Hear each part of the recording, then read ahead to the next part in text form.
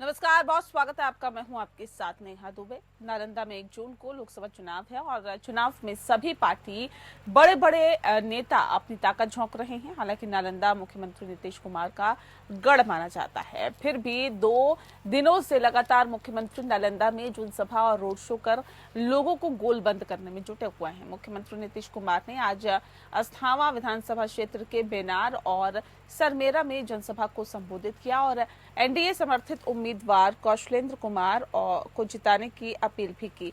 सभा को संबोधित करते हुए मुख्यमंत्री ने सरकार की उपलब्धियों को जमकर गिनाया और कहा कि हम तो सिर्फ आपसे मिलने चले आए ताकि कोई शिकायत ना रहे। हमने महिलाओं को हर क्षेत्र में आगे बढ़ाने का काम किया है, हर क्षेत्र में काम किया है।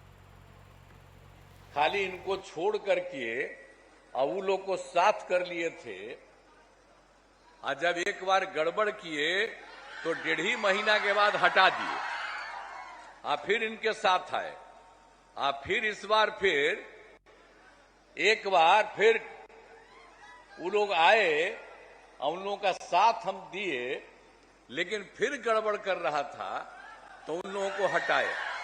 तो अब तो हम एक चीज आपको हर मीटिंग में कह देना चाहते हैं कि हमारा रिश्ता पुराना भाजपा के साथ बहुत पहले का है। आप बीच में 2 बार 1.5 साल के लिए किए थे, अब कभी कुछ नहीं करेंगे। हम और भाजपा के लोग एक साथ रहेंगे और काम किया है। अब लोग कोई काम किया है जी। सासाराम लोकसभा के अंदर बीजेपी प्रत्याशी शिवेश राम के लिए चुनाव प्रचार करने बिहार के उप मुख्यमंत्री सम्राट चौधरी कैमूर पहुंचे।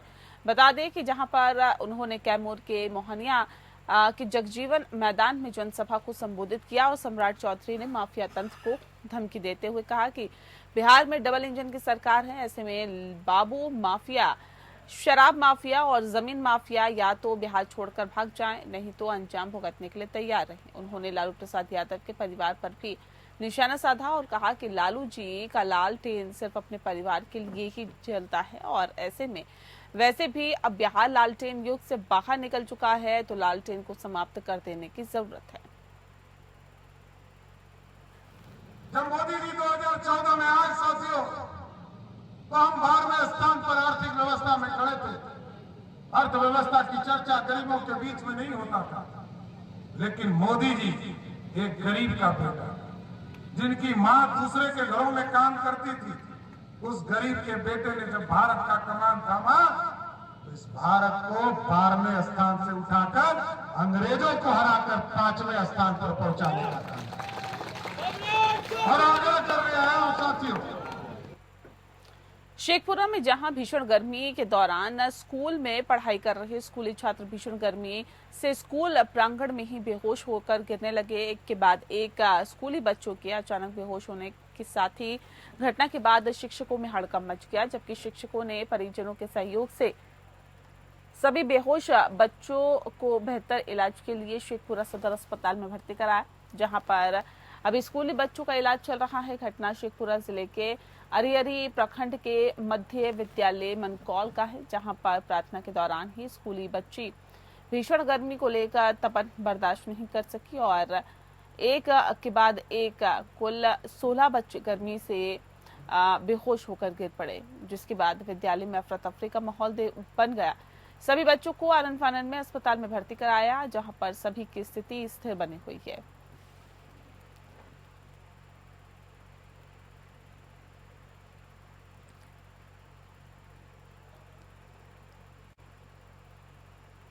लोकसभा चुनाव के अंतिम चरण के मतदान 1 जून को होने हैं और इसी दौरान काराकाट लोकसभा काफी चर्चा में है। बता दें कि इसका मुख्य कारण है बीजेपी के बागी और भोजपुरी सुपरस्टार पवन सिंह निर्दलीय प्रत्याशी के रूप में चुनावी मैदान में हैं। पवन सिंह को लेकर युवाओं में काफी ज्यादा क्रेज देखने को मिल रहा है। उधर पवन के सपोर्ट में पूरी भोजपुरी इंडस्ट्री लगातार जनसभा कर लोगों से पवन के पक्ष में मतदान करने की अपील कर रही है। इसी दौरान आज काराकाट लोकसभा क्षेत्र के विक्रमगंज इंटर स्कूल के मैदान में भोजपुरी के सुपरस्टार अभिनेता खेसारी लाल यादव ने जनसभा को संबोधित किया और खेसारी ने पवन सिंह के पक्ष में मतदान करने की अपील की। खेसारी ने बिना नाम लिए एनडीए, आरजेडी सहित सभी पार्टियों को लपेट में ले लिया और खेसारी ने कहा कि अब नेता का बेटा ही नेता नहीं बनेगा, बल्कि एक गरीब का बेटा भी नेता बनकर देश की सेवा करेगा। और ऐसे में पवन सिंह बड़े भाई हैं और भोजपुरी को बहुत आगे बढ़ाया है, इसीलिए इन्हें वोट देकर विजय बनाए।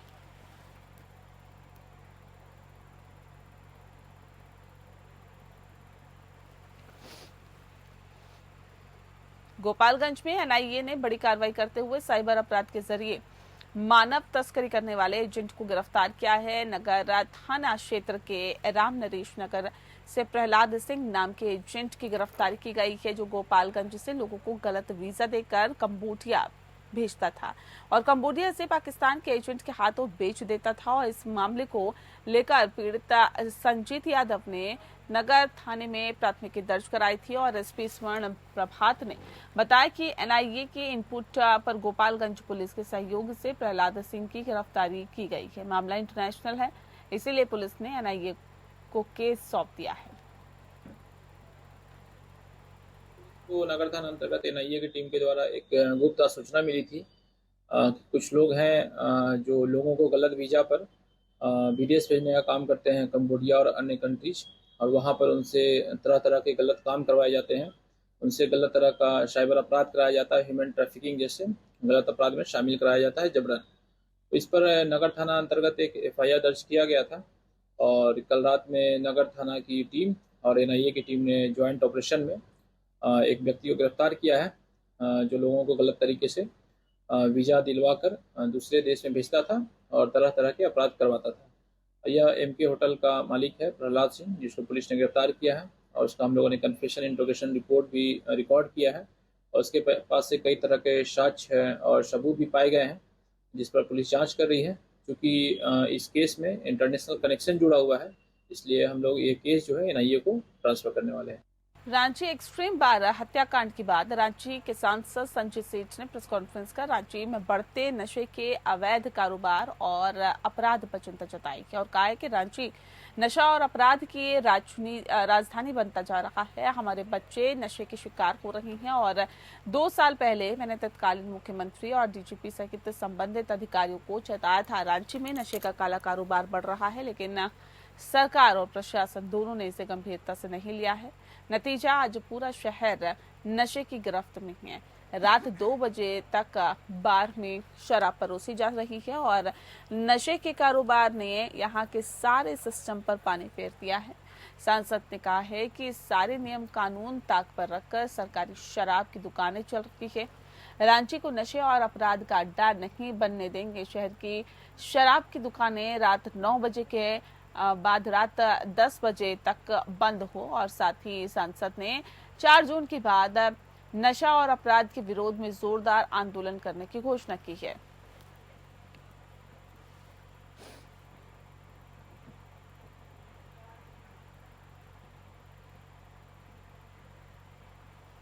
को जो नशे की राजधानी बन गई, जो अपराध की राजनीति बन गई, नशा जो बहुत तेजी से रांची को गिरफ्त में ले रहा है। हमको याद है आज से 2.5-3 साल पहले रांची एयरपोर्ट पर सुखदेव सिंह भी थे, प्रेजेंट डीजीपी भी थे और सभी अधिकारी थे। हमने वहां भी इनको चेताया कि देखो आप अभी पद पर हो, पद पे रहते हो, आप जिम्मेदारी निभाओ।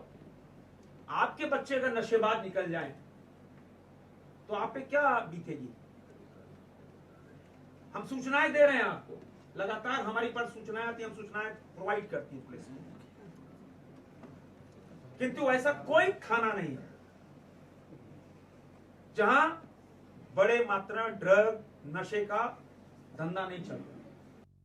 बोकारो जिले के चास नगर निगम प्रशासन ने चीरा चास के राज्य बिल्डकान की तरफ से बनाए जा रखे 6 अपार्टमेंट को सील कर दिया है। इसमें चीरा चास के golden castle, luxury apartment, enclave और मां सरस्वती प्लाजा के अलावा गंगा हाइट, मां लक्ष्मी अपार्टमेंट फेज 7, मां तारा अपार्टमेंट फेज 4 और मां दुर्गा अपार्टमेंट शामिल है। ये कार्रवाई फ्लैट लेने वाले लोगों की तरफ से रेरा में मामला दर्ज करने की बात की जा रही है। वहीं निगम जो है वो निगम के अभियंता अरिंदम डे सह दंडाधिकारी ने बताया कि रेरा में दायर वाद के बाद 6 अपार्टमेंट को सील करने का आदेश निर्गत किया गया, जिसमें चीरा चार्स की गोल्डन कास्टल लग्जरी अपार्टमेंट, शारदाल इनक्लेव और मां सरस्वती प्लाजा के अलावा गंगा हाइट, मां लक्ष्मी अपार्टमेंट फेज 7, मां तारा अपार्टमेंट फेज 4 व मां दुर्गा अपार्टमेंट शामिल है। अभियंता के अनुसार सचिव व सह मुख्य प्रशासनिक पदाधिकारी real estate regulatory authority Jharkhand के आदेश के आलोक में नगर निगम क्षेत्र के 6 अपार्टमेंट को किया गया है। केस हुआ था आपका राज बिल्डकॉन के अगेंस्ट में, तो रेरा कोर्ट में केस चल रहा था। रेरा कोर्ट का जो ऑर्डर है चास नगर निगम को, उसका जो 6 प्रॉपर्टीज है, 6 अपार्टमेंट जो बनाया था उसको अटैच करके मतलब जो आपका वर्डिक्ट आया है कि आपको उसको सील करना है।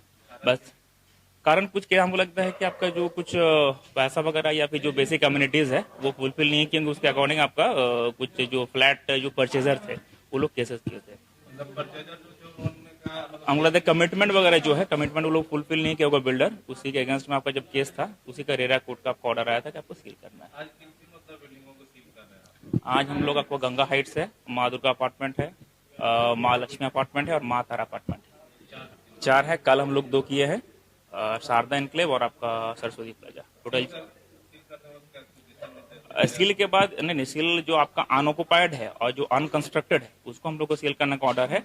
और ये जो कृत कार्रवाई से फिर हम लोग रेरा कोर्ट पे यहाँ पर वहाँ पर उनको हम लोग जो मैसेज है फॉरवर्ड कर देंगे। सर आपका जो ऑर्डर है हम लोग उसको अनुपालन कर चुके हैं। अगली खबर का रुख करते हैं। गिरिडीह लोकसभा का चुनाव संपन्न होने के बाद अब 4 जुलाई को होने वाले मतगणना की तैयारी शुरू हो गई है। बता दें आपको कि मतगणना बोकारो की चास स्थित कृषि बाजार समिति प्रांगण में की जाएगी। गिरिडीह लोकसभा में 6 विधानसभा क्षेत्र आते हैं। इसके लिए जिला प्रशासन ने 6 काउंटिंग हॉल में प्रत्येक विधानसभा की गिनती की तैयारी कर ली है और एक विधानसभा में 20 टेबल लगाए जाएंगे, जिसमें कुल 6 विधानसभा में 120 टेबल की संख्या होगी, जबकि पोस्टल बैलेट के लिए 2 काउंटिंग सेंटर में 25 टेबल लगाए जाएंगे। इसकी जानकारी देते हुए विकास आयुक्त संदीप कुमार ने बताया कि इसके लिए एक बार मतगणना कर्मियों की ट्रेनिंग हो चुकी है, 2 बार फिर से उन लोगों को ट्रेनिंग देने का काम किया जाएगा। 4 तारीख को होना है और 20-20 टेबल सभी काउंटिंग सेंटर में लगेंगे, तो अभी तो उसमें समय है और लेकिन हम लोग का प्लान पूरा तैयार है पहले से भी। पूरी तरह तैयारी कर ली गई। बिल्कुल फोर्स की भी तैनाती कर दी गई। बिल्कुल पर्सनल की तैयारी हो गई है। एक बार ट्रेनिंग भी उसका हो चुका है और 2-3 ट्रेनिंग और हम लोग करवाएंगे ताकि और 2 पोस्टल बैलेट के लिए अलग से है, ये भी मैं बताना चाह रहा हूँ। 6 विधानसभा क्षेत्र का जो है 6 अलग से हॉल है और पोस्टल बैलेट के लिए 2 हॉल है, जिसमें कि 25 टेबल लगेंगे। 24वां Jharkhand state youth basketball tournament का शुभारंभ सेक्टर 4 स्थित एमजीएम हाई सेकेंडरी स्कूल में धूमधाम से हुआ है। इस दौरान झारखंड के विभिन्न जिलों से पहुंचे खिलाड़ी टूर्नामेंट को लेकर उत्साहित दिखे और टूर्नामेंट में उद्घाटन में बतौर मुख्य अतिथि एमजीएम स्कूल के फादर रेजी सी वर्गीस, झारखंड बास्केटबॉल एसोसिएशन के अध्यक्ष हरभजन सिंह, झारखंड बास्केटबॉल एसोसिएशन के सचिव जेपी सिंह और झारखंड बास्केटबॉल एसोसिएशन के कोषा अध्यक्ष जो हैं प्रदीप मुखर्जी ने खिलाड़ियों का हौसला अफजाई करते हुए शुभकामनाएं दी। साथ ही सभी को खेल के नियम से परिचित कराते हुए खेल में टीम वर्क का बेहतर प्रदर्शन के लिए प्रोत्साहित भी किया। महाराष्ट्र के पालघर रेलवे स्टेशन पर मालगाड़ी पटरी से उतरने की घटना को 15 घंटे से ज्यादा हो गए हैं और ट्रेन सेवा अभी भी बाधित है। मुंबई और अहमदाबाद के अप और डाउन रूट को बहाल करने के प्रयास जारी है और गिरे हुए डिब्बों और कॉइल लूप लाइन को ट्रैक नंबर 3 पर शिफ्ट करने का काम युद्ध स्तर पर चल रहा है, इसीलिए इसका असर उपनगरीय सेवा पर पड़ा है और दहानू से विरार चर्च गेट तक की लोकल सेवा बंद कर दी गई है, जबकि विरार और दहानू के बीच लंबी दूरी की ट्रेनों को डाउन में पालघर से केलवा रोड तक ले जाया जा रहा है।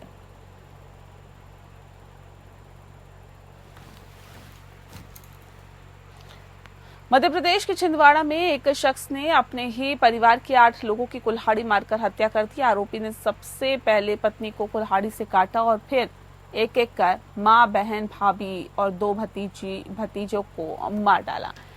10 साल के ताऊ के लड़के पर भी हमला किया, लेकिन वो जान बचाकर भाग गया और आस पड़ोस के लोगों को जानकारी दी गई। वहीं वारदात को अंजाम देने के बाद हत्यारे ने खुद को भी पेड़ से फांसी लगा ली। जानकारी मिलने के बाद पुलिस मौके पर पहुंची और ये घटना मखुलझीर थाना क्षेत्र के गांव बोदल कछार की बताई जा रही है।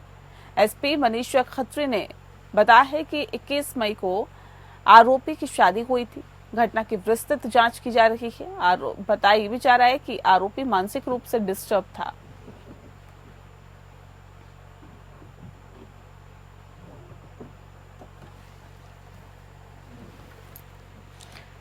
मध्य प्रदेश के ग्वालियर जिले के डबरा में पुलिस का अमानवीय चेहरा सामने आया है, जहां जमीनी विवाद के दौरान पुलिस ने महिला, पुरुष और बच्चों की लाठी डंडों से जमकर पिटाई कर दी, जिसका वीडियो भी वायरल हो रहा है। हैरानी वाली बात यह है कि पूरा घटनाक्रम नायब तहसीलदार के सामने हो रहा था, लेकिन अधिकारी पुलिस बल को रोकने के बजाय मूक दर्शक बनकर खड़े रहे। घटना में 2 युवकों को गंभीर चोटें आई है।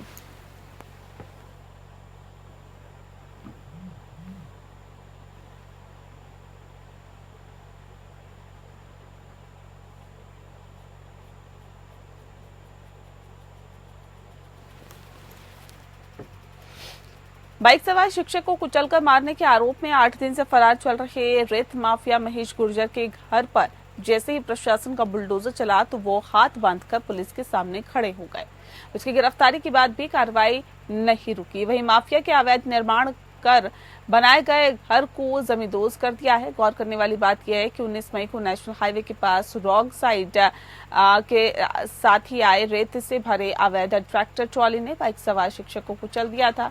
घटना के बाद से ही रेत माफिया महेश गुर्जर फरार था।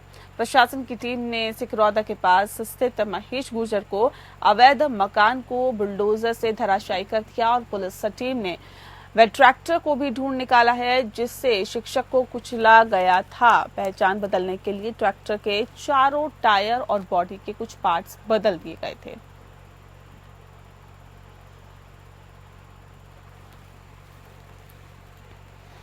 जबलपुर के तिलवारा थाना क्षेत्र के अंतर्गत अंकित बर्मन नामक युवक को अर्धनग्न करके रस्सी से बांधकर अजय चक्रवर्ती और राजेश चक्रवर्ती ने अपने साथियों के साथ गले में चप्पल की माला और हाथ पैरों में रस्सी बांधकर युवक को पीटने का वीडियो इस समय सोशल मीडिया पर जमकर वायरल हो रहा है। बता दें कि ये वीडियो 25 मई की सुबह का वीडियो है।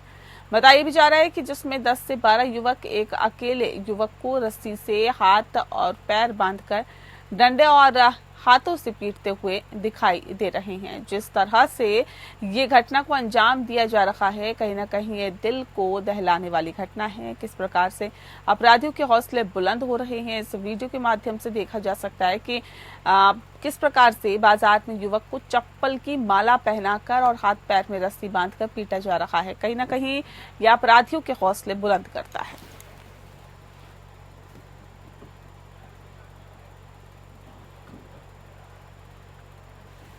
चाकू की नोक पर घर में घुसकर दुष्कर्म की घिनौनी वारदात को ग्वालियर में अंजाम देने वाले आरोपी को पुलिस ने शॉर्ट एनकाउंटर में गिरफ्तार किया है। घायल अवस्था में आरोपी को जयरोग्य अस्पताल के ट्रॉमा सेंटर में भर्ती कराया गया है, जहां पर उसका इलाज चल रहा है। गौर करने वाली बात यह है कि 22 मई को इंदरगंज थाना क्षेत्र में स्थित कमल सिंह के बाग में एक युवक ने देर रात घर में घुसकर एक युवती से दुष्कर्म की घिनौनी वारदात को चाकू की नोक पर अंजाम दिया था। सीसीटीवी फुटेज के आधार पर माना जा रहा था कि आरोपी ओला स्कूटर से वारदात करने पहुंचा था और वारदात को अंजाम देने के बाद भाग निकला। मामला बेहद संवेदनशील था, लिहाजा पुलिस मामले की बारीकी से जांच कर रही थी।